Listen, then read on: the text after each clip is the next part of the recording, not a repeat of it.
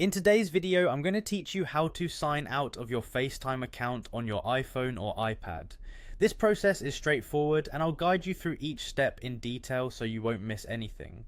First, you'll want to begin by opening the Settings app on your device. This app is usually found on your home screen and is represented by a grey gear icon. Once you are in Settings, scroll down until you find the section labelled Apps. Tap on it and from there look for FaceTime.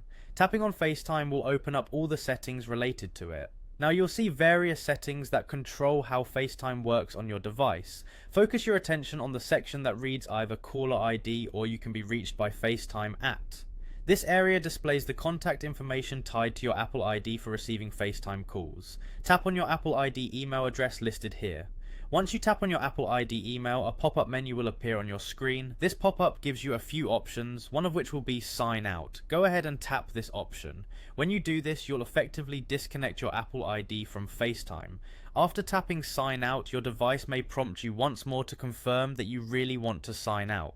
This is just a way to ensure that you haven't tapped the button by mistake. Confirm your action when prompted. With this final confirmation, FaceTime will be disabled for your Apple ID on this particular device. This means that from now on, the device will no longer receive FaceTime calls using that Apple ID.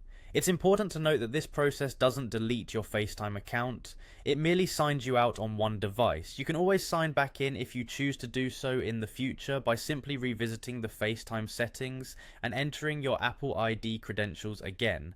And there you have it, a simple method to sign out of your FaceTime account. If you ever want to disable FaceTime across all your devices or sign back in on a different device, just follow these same steps again. Whether you're troubleshooting an issue, switching accounts, or lending your device to someone else, knowing how to sign out of FaceTime is an essential skill. Thanks for watching, and if you found this guide helpful, feel free to like this video and subscribe for more useful tech tips. Until next time.